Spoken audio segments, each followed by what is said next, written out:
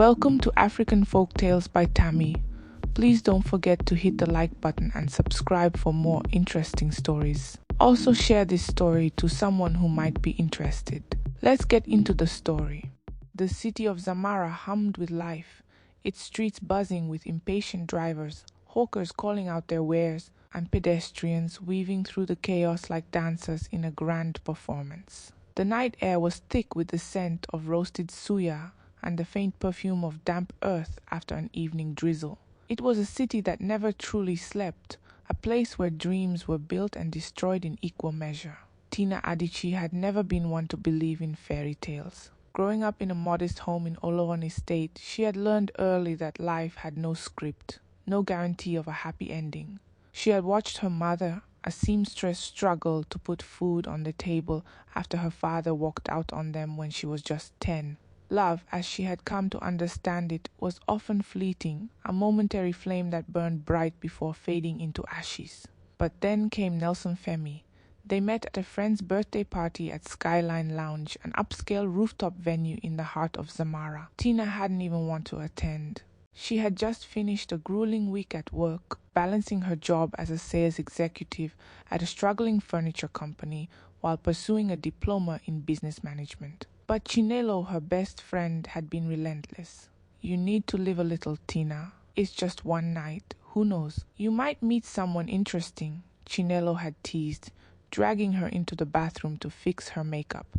And interesting he was. Nelson had a way of making an entrance. Dressed in a tailored navy blue suit, his presence commanded attention the moment he walked into the lounge. He was tall, with smooth dark skin that gleamed under the golden lights, and a smile that could melt glaciers. He carried himself with effortless confidence, the kind that made women turn their heads and whisper in admiration. Tina noticed him, but she didn't give him the satisfaction of staring like the others did. She sipped her cocktail slowly, pretending to be engrossed in her conversation with Chinelo, but she could feel his eyes on her. It wasn't long before he made his move. "Excuse me," a deep, velvety voice interrupted their conversation. Tina turned to find him standing beside her, his gaze warm, his smile easy. He looked at her like she was the only woman in the room. "I hope I'm not interrupting," he said, flashing a charming grin. "I just couldn't help but notice how effortlessly stunning you are. I had to introduce myself before the night ends, and I regret not doing so." Tina rolled her eyes internally. Smooth talker. She had met his kind before, men who wielded words like weapons, who knew exactly what to say to make a woman feel special. Still, there was something disarming about him. "I'm Nelson," he continued, extending a hand. "Tina," she replied, shaking it briefly.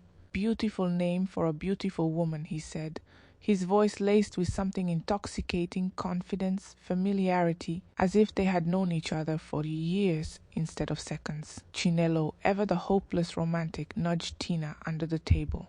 "Why don't you dance with him?" Tina hesitated. "Just one dance," Nelson said smoothly, offering his hand again. "I promise I don't bite." She had planned to decline, but something about his energy pulled her in. She let him lead her onto the dance floor, where the soft hum of Afrobeats music wrapped around them. He was a good dancer, effortlessly guiding her movements, his grip firm yet gentle. They talked in between steps. He told her about his business ventures, how he had climbed the ladder of success through sheer determination. He spoke of his dreams of expanding into real estate, of building something that would last. "I admire ambition," Tina admitted, feeling a tinge of respect. "And I admire women who aren't afraid to go after what they want," Nelson countered smoothly. It was easy to get lost in his words. He had a way of making her feel like the most important person in the world, like every word he spoke was meant only for her. By the time the night ended, Tina found herself exchanging numbers with him, something she rarely did on a first meeting. She told herself it was harmless, but Nelson wasn't the type of man to let things remain casual. The next few weeks were a whirlwind. He sent her good morning texts before she even woke up, called her during lunch breaks just to hear her voice, showed up outside her office with small surprises, a cup of coffee, her favorite snacks, even flowers on days he claimed she deserved something special. He knew how to make a woman feel wanted, and Tina, despite her caution, found herself falling. She had never been pursued this way before. Nelson was attentive, affectionate, always knowing exactly what to say to melt her defenses. When she mentioned a tough day at work, he listened, offering words of encouragement and solutions as if her problems were his own. When she spoke about her dreams of starting a furniture business, he assured her he would help in any way he could. "Tina, you're different," he whispered one evening as they sat by the waterfront at Zamara Bay, watching the city lights reflect in the water. "How so?" she asked, tilting her head. "You're not like the others. You don't just see the surface, you see deeper. And that's rare." She wanted to believe him. She ignored the small warnings in the back of her mind. The way he sometimes spoke in half-truths, how his phone would ring at odd hours, and how he always had a perfectly crafted excuse when he cancelled plans last minute. Love, she thought, required trust. And so she silenced the doubts and let herself believe that for once she had found something real. She had no idea that Nelson had never planned to stay. That for him she was merely a conquest, a puzzle to be solved, a prize to be won. By the time she would realize the truth, it would already be too late. 6 months. That was how long Tina Adichie had been with Nelson Femi. 6 months of whirlwind romance, lavish dates, whispered promises, and stolen moments that made her believe she had finally found the kind of love that lasted. But something was missing. Tina had never been the type to rush a man into marriage, but 6 months felt like enough time for a serious conversation about their future. And yet, every time she brought it up, Nelson had a way of dodging the topic like a skilled boxer avoiding a knockout punch. She remembered the first time she mentioned it. They had been having dinner at the Bayview Terrace, one of the most exclusive restaurants in Zamara. The candlelight flickered between them, casting a soft glow on Nelson's perfectly sculpted face. The evening had been perfect, the kind that made Tina's heart swell with hope. "So, when do you think we should start talking about the future?" she had asked, a teasing smile playing on her lips. Nelson had chuckled, reaching across the table to take her hand. "The future is already happening, babe, right here, right now." Tina had laughed at his smooth response, but she noticed how quickly he steered the conversation elsewhere. She tried again a few weeks later, slipping it into a casual conversation about their plans for the holidays. "Do you think we'll ever get married?" she asked as they walked through Girard Park, her fingers laced through his. Nelson had sighed, squeezing her hand. "Of course, babe. You know I love you. But why are we in such a rush? Marriage is just paperwork. What we have is already real." The words had sent a warm thrill through her, but deep down, doubt nagged at her. Was she being impatient, or was Nelson simply avoiding commitment? Then, one evening, he surprised her with a proposal, not the kind she had been hoping for, but something close enough. "Why don't you move in with me?" he had asked casually while they sat on his balcony overlooking the city skyline. "I mean, we practically spend all our time together anyway." "It makes sense." Tina had been stunned. For a moment she just stared at him, trying to read his expression.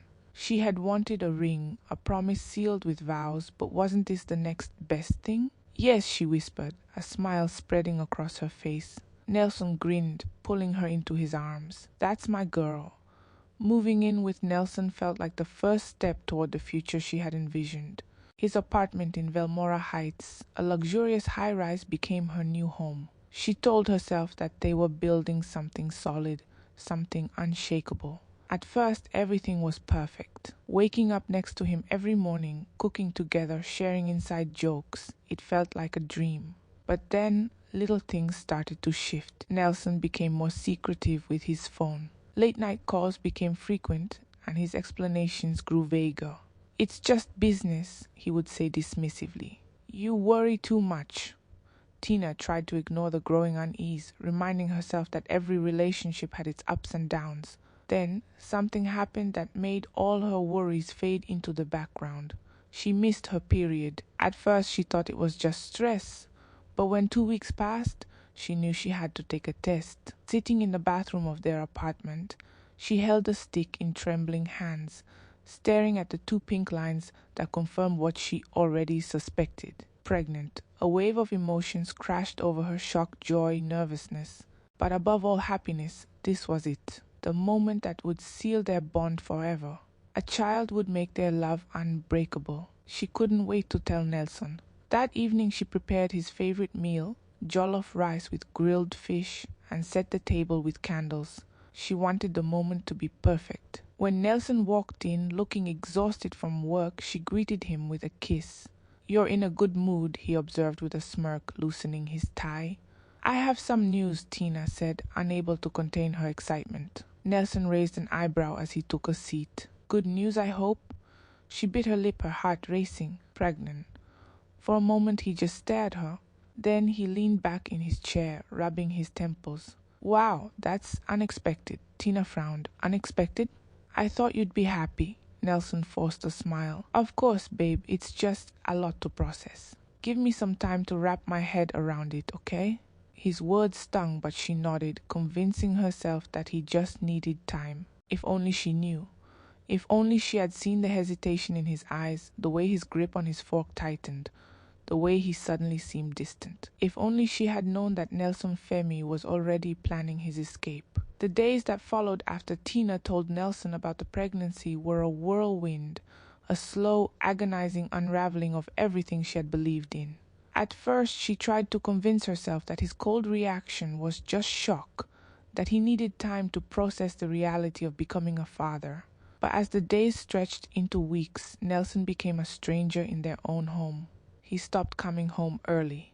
When he did, he barely spoke to her, making excuses about work, business trips, and meetings that never seemed to end. He avoided her gaze, his touch, his words reduced to nothing more than curt responses. At night, he slept with his back turned to her, a distance between them that felt colder than the Hamilton winds. Tina tried to ignore the growing dread in her chest. She tried to remind herself of the man who had once held her hand and whispered sweet promises in her ear.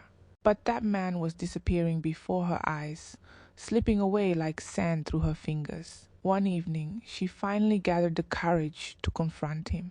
She had prepared his favorite meal, hoping that a warm dinner and a calm atmosphere would ease him into conversation.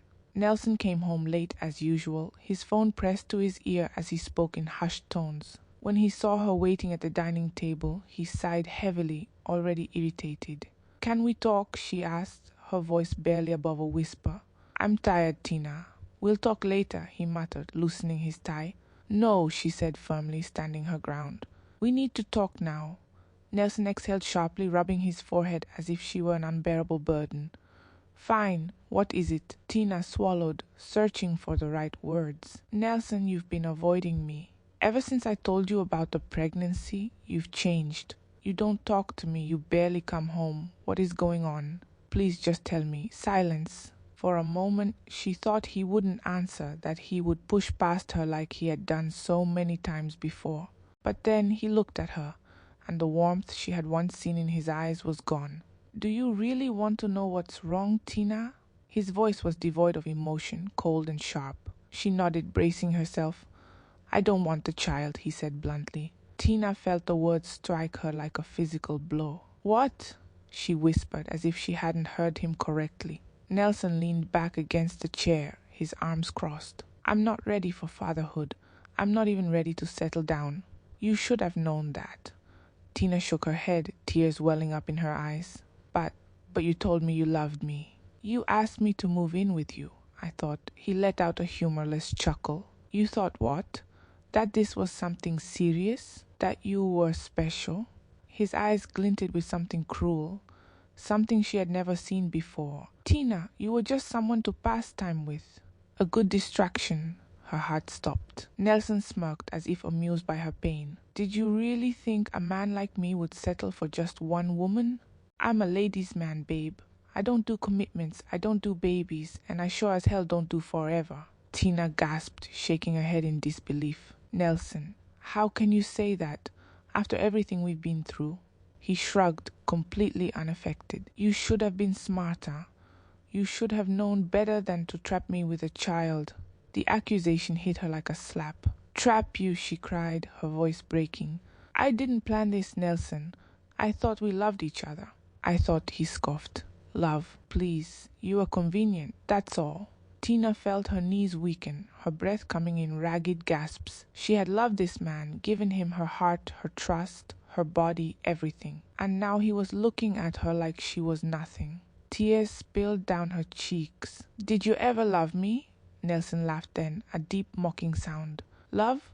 No, Tina. I liked you. You were fun. But love, don't be ridiculous." Her entire body trembled. The walls of their home, the home she had thought they were building together, felt like they were closing in on her. "What about the baby?" she asked, her voice barely above a whisper. "I already told you," Nelson said, standing up. "I don't want it. Get rid of it and we can go back to how things were. Or you pack your things and leave." Tina clutched her stomach, where life was already beginning to form. "I can't do that," she said, shaking her head. "This is our child," he smirked. "No, Tina, that's your child, not mine." Her sobs filled the room, but Nelson was unmoved. He grabbed his car keys, walking towards the door. "You have a week to decide," he said over his shoulder. "Stay and do what I asked, or leave. Your choice." The door slammed behind him, leaving Tina alone with nothing but her heartbreak and the painful realization that the man she loved had never truly existed. Tina sat on the cold tiled floor of the apartment, her arms wrapped tightly around herself as silent sobs racked her body. The air in the room felt suffocating, the walls pressing in on her as if they too were aware of the cruel words Nelson had spat at her just hours ago. Her mind was a whirlwind of emotions, pain, anger, confusion. His voice kept replaying in her head, sharp and unforgiving. "You should have been smarter. You should have known better than to trap me with a child.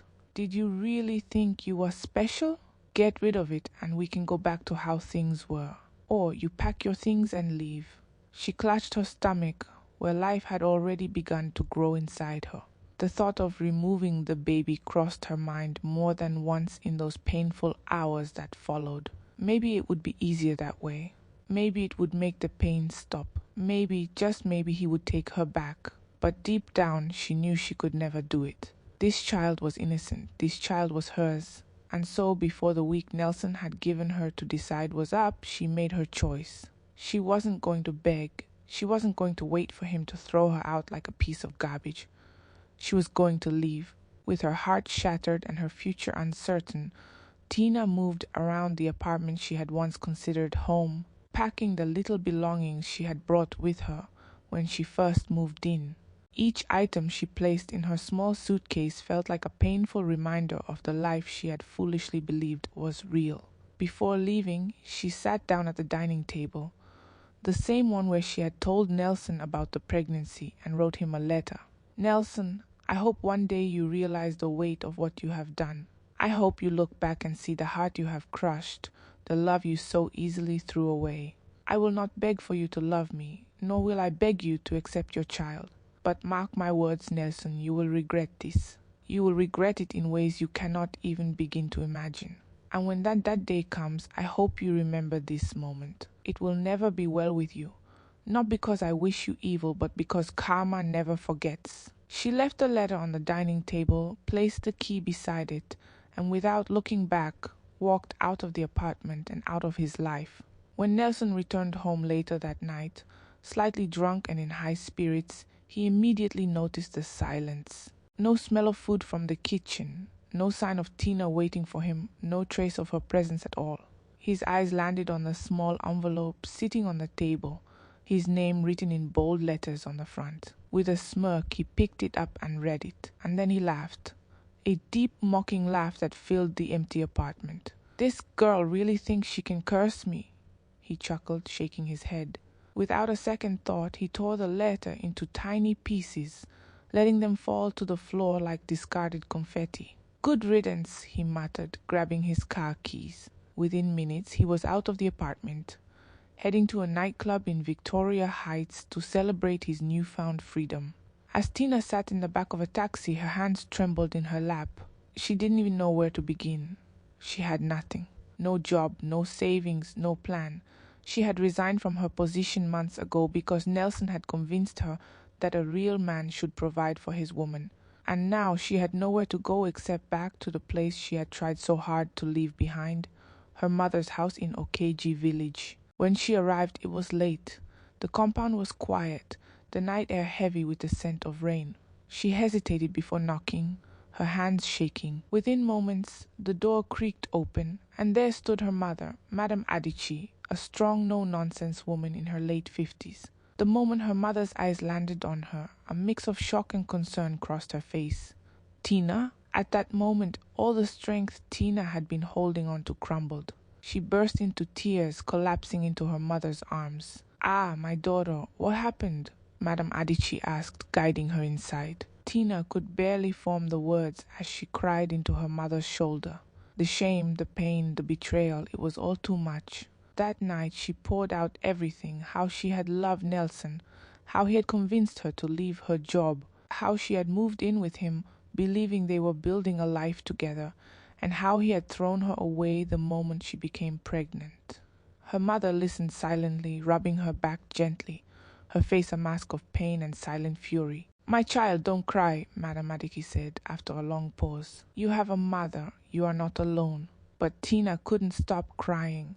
She cried for the love she had lost, for the humiliation she had endured, for the uncertainty of the future. She cried until she had no tears left, and even then the ache in her chest remained.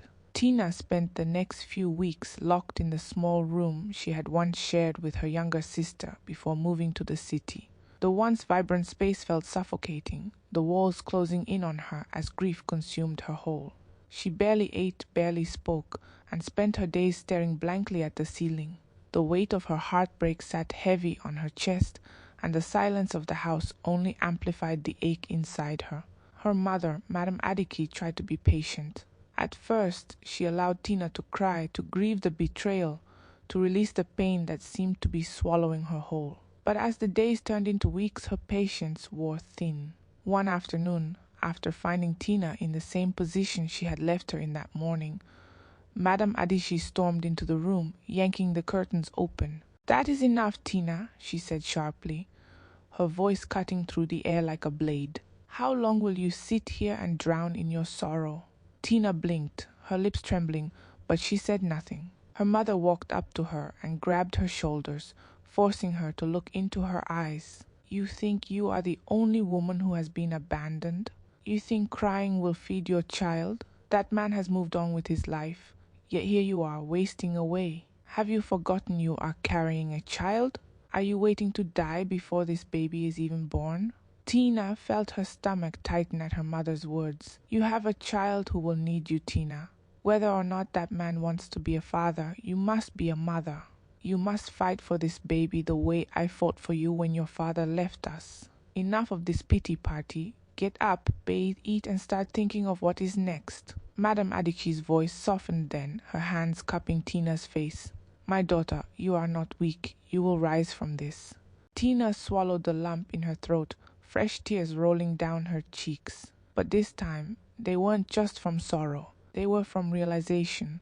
Her mother was right. She had to fight. Slowly, Tina began pulling herself back together. She started eating again, forcing down every spoonful even when it felt tasteless. She took short walks around the compound to clear her mind. Each day she found a little more strength, though the pain remained. When she was ready, she started looking for jobs.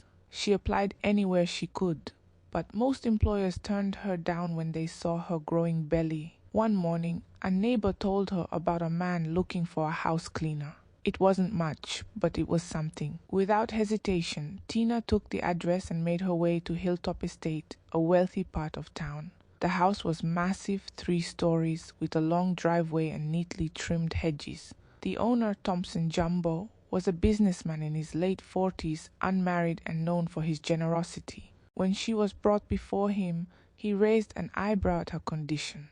"You're pregnant," he observed. Tina nodded. "Yes, sir, but I can work hard." He studied her for a moment before nodding. "Fine, you start tomorrow." And just like that, Tina found her way to survival. She worked tirelessly, despite her growing stomach. She swept, mopped, dusted, anything to prove she was capable. Thompson observed her closely. He had many workers, yet Tina worked as if her life depended on it. And perhaps it did. One afternoon, after months of watching her struggle, he approached her. "Tina, you needed to stop. I have other workers who can do this." She shook her head, wiping sweat from her forehead. I need this job, sir. It's the only way I can survive. A look of concern crossed his face. Where is the father of your child? Tina hesitated. She didn't like talking about Nelson, didn't like revisiting the pain. But something about Thompson's gaze felt safe. With tears in her eyes, she told him everything. By the time she finished, Thompson was silent for a long time. Then he sighed deeply. Some men are truly heartless. Tina wiped her tears quickly. I just want to survive, sir. I don't need pity. He nodded. Then you will, and if you ever need help, you can ask. That day, a friendship was born. While Tina struggled, Nelson Femi had moved on without a second thought. He met Nicole, a stunning woman with smooth brown skin, a dazzling smile, and a dangerous charm. She was everything he wanted, carefree, fun, and uninterested in deep commitments. Nicole played her role well. She made Nelson feel powerful, adored. He showered her with money, bought her expensive jewelry, took her to exotic locations. He was too blinded by pride to see the truth. Nicole was never in love with him. She was in love with his money. What he failed to notice was that small amounts of cash started disappearing from his accounts. He ignored it, assuming it was just his extravagant spending. He didn't see the new designer bags, the expensive shoes she claimed her uncle had bought her. He didn't question why she always seemed to know where his important documents were. Nelson Femi was a man who believed he was untouchable. And soon he would learn the hard way that karma never forgets. Tina worked tirelessly, pushing through exhaustion with quiet determination. Every morning she rose before the sun, making her way to Hilltop Estate, where she scrubbed and cleaned with unwavering dedication. Though her belly grew heavier with each passing day, she refused to slow down. She had no choice. Survival was all that matters. Despite her struggles, she had people who stood by her. Madame Adichie, her ever-supportive mother, ensured she ate well and reminded her daily that she was not alone. And then there was Thompson Jumbo, her employer, who had grown to be more than just a boss. He had become a friend. He always checked on her, reminding her to rest, offering help she often refused. Then one fateful morning, as she wiped down the large dining table in Thompson's house, a sharp pain tore through her stomach. She gasped, gripping the chair for support as a wave of dizziness washed over her. The baby was coming. Madame Adichie and Thompson rushed her to Evercare Maternity Hospital, where hours of labor followed. The pain was unbearable, but she held on, reminding herself that at the end of it, she would meet the one person who would make all the suffering worth it. And then, at exactly 3:47 a.m., the cries of a newborn filled the room. Tears blurred Tina's vision as the nurse placed a tiny, wrinkled baby in her arms. A daughter, her daughter.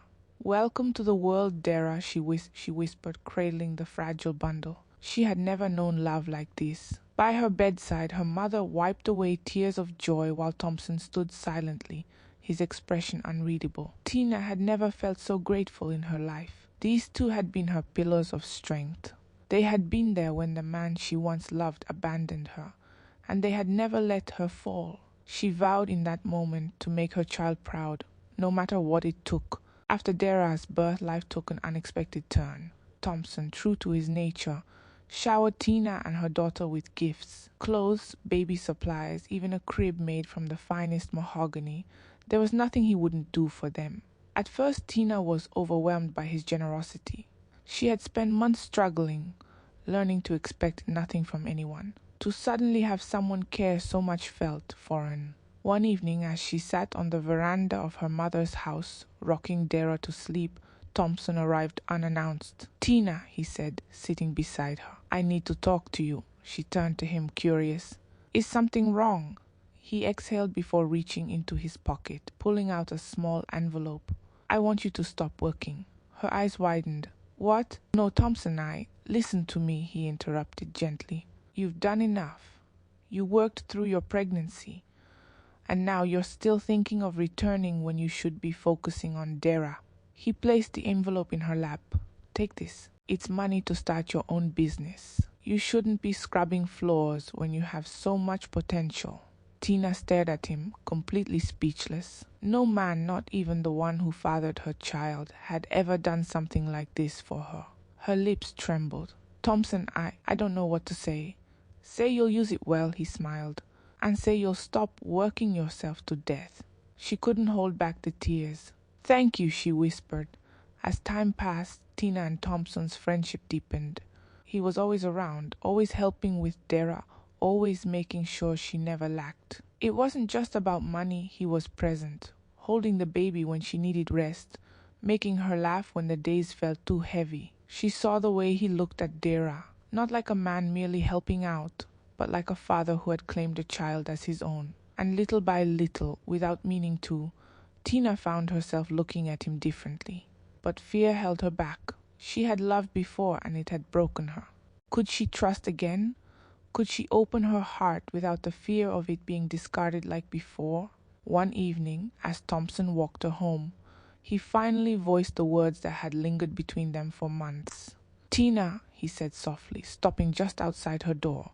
She turned, searching his face. "Yes, I think I've fallen for you." Her breath hitched. "I know you're scared," he continued, "and I know you don't trust easily anymore, but I want to be here for you. Not just as a friend, not just for Dara. I want to be with you." Tina felt her heart race. She wanted to say yes, but fear gripped her.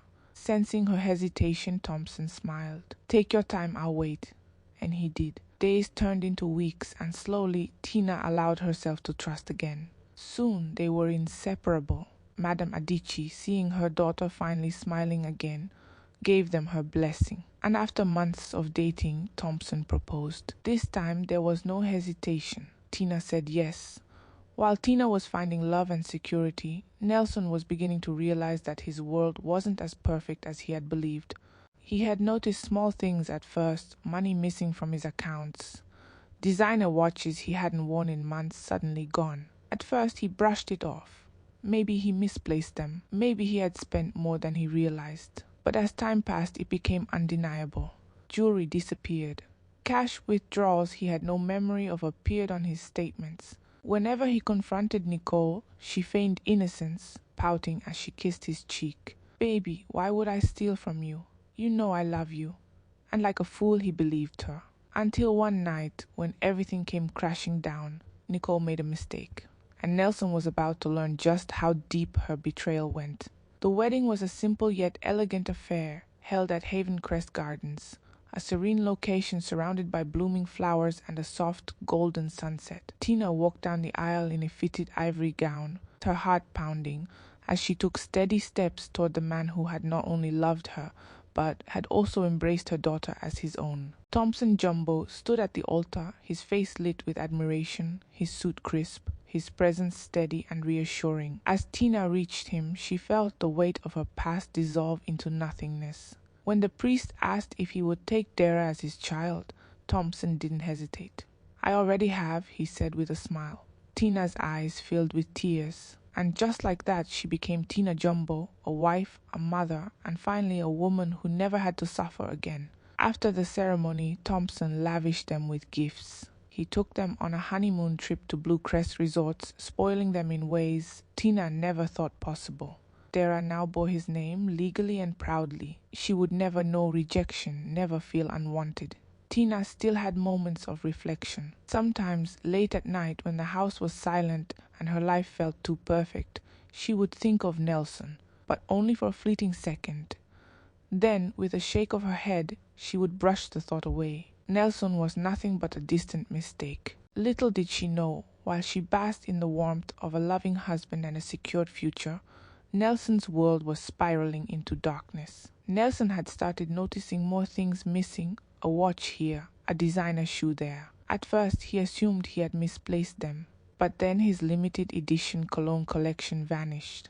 It didn't make sense. Each time he confronted Nicole, she feigned innocence, her voice dripping with irritation. "Baby, why are you always accusing me? Maybe you just forgot where you put them." Nelson, blinded by pride, let it go, until the final blow came. One morning he logged into his bank app expecting to see his usual balance, only to find 0 naira. His hands trembled. All his money was gone. Panic surged through him as he frantically checked his transaction history. The funds had been transferred to an offshore account, and the name attached to the transaction, Nicole Agu. A cold realization settled over him. Nicole had been robbing him all along. Rage boiled inside him as he grabbed his keys and raced home, his mind spinning with fury. He would make her pay. But when he arrived, Nicole was gone. All that was left was a handwritten letter, placed neatly on the bed. With shaky hands, he unfolded it. Dear Nelson, I hope you enjoyed your time thinking you were in control. But the truth is, you were never in control. You were a fool. A stupid, arrogant fool who thought money could buy everything. Well, now you have nothing. And I have everything. Don't bother looking for me. By the time you read this, I'll be far away, enjoying what you so freely threw at me. You were easy, Nelson. Too easy. Good luck starting over. Oh wait, you can't. You're broke now, aren't you? Goodbye, darling. Nelson's fingers clenched the paper, his entire body shaking. The room spun around him as he fell onto the bed, his breath ragged. He had lost everything. For the first time in years, Nell thought of Tina. He pictured her face the night he had thrown her out, the way she had begged, the way her eyes had held disbelief.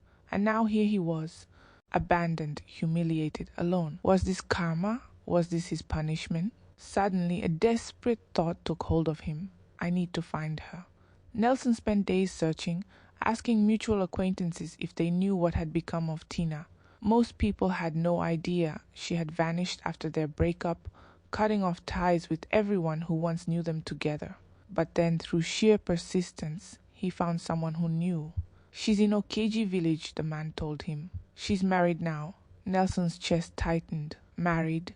A strange feeling gripped him, regret mixed with something more painful. That same evening, he packed a small bag and set out for Okeji village. The sun was setting when Nelson arrived at Madame Adichie's compound. He stood outside the gate, his palms sweaty as he knocked. Moments later, the door creaked open. Madame Adichie stood there, staring at him as if he were a ghost. For a second, there was silence. Then her lips curled into disgust. You have a lot of nerve showing up here, she spat. Ma, please, Nelson said, his voice shaking. I need to see Tina. Madame Adichie let out a sharp laugh. Tina? You mean the woman you abandoned? The woman you threw out like garbage? That Tina? Please, you are a wicked man, Nelson, she cut in.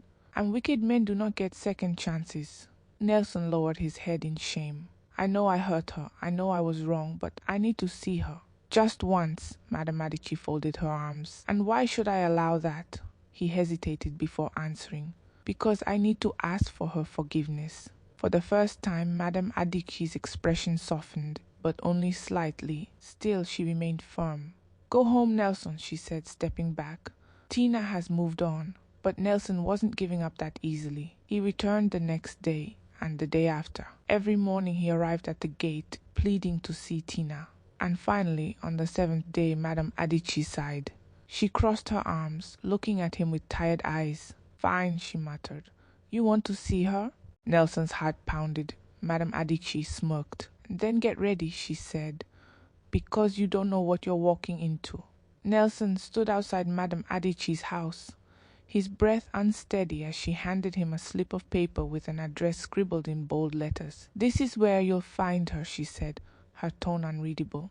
He hesitated before taking it, his hands clammy with anxiety. Thank you, he muttered. Madame Adichie scoffed. Don't thank me, Nelson. Just know that whatever happens next, you deserve it. Her words unsettled him, but he had come too far to turn back now. He tucked the address into his pocket and walked away, his heart pounding in his chest. The drive to Thompson Jumbo's mansion in Velmora Hills felt like an eternity. When he finally arrived, he stepped out of the taxi and took in the sight before him. The mansion was massive, sitting atop a hill with towering gates and a driveway paved with imported stones. The sprawling estate was surrounded by lush gardens, the kind of place only men of power could afford. Nelson swallowed hard. This was Tina's home. He had expected her to be doing well, but this was wealth, security, a life far removed from the struggles she once faced. He approached the gate, where a uniformed security guard eyed him suspiciously. I'm here to see Tina Jumbo, Nelson said, clearing his throat. The guard didn't respond immediately. Instead, he pulled out a walkie-talkie and murmured into it. A long pause followed. Then, with a curt nod, he said, Wait here. Nelson's stomach twisted with nerves. Minutes later, the iron gate swung open, and the guard motioned for him to step inside. His heart hammered in his chest as he walked through the grand driveway, passing luxury cars parked in neat rows. Every step he took felt heavier than the last. When he reached the large oak door, he hesitated, then lifted his hand and knocked. A few seconds passed, then the door swung open, and there she was, Tina, standing before him in an elegant dress, her face radiant, her posture poised like a woman who had found peace. Beside her, clutching her hand, was a little girl, a girl with round cheeks and bright, intelligent eyes. Nelson's breath hitched. His voice came out in a whisper. Is she my child? Tina didn't flinch. Her expression remained unreadable as she met his gaze. Then her lips curled into a smirk. She is not yours, Nelson. Her words sliced through him like a blade. Nelson's throat tightened. Tina, please, just let me, she cut him off. You have nothing to say to me, she said, her voice sharp. But I have plenty to say to you. He swallowed, guilt creeping into his bones. Tina stepped forward, her tone venomous. Do you remember the last conversation we had? She asked. Do you remember how you stood in our apartment and told me I was just a woman to pass time with? Nelson's jaw clenched, but he said nothing. You looked me in the eye and told me I was nothing to you, that my pregnancy was a mistake, that you wanted me gone.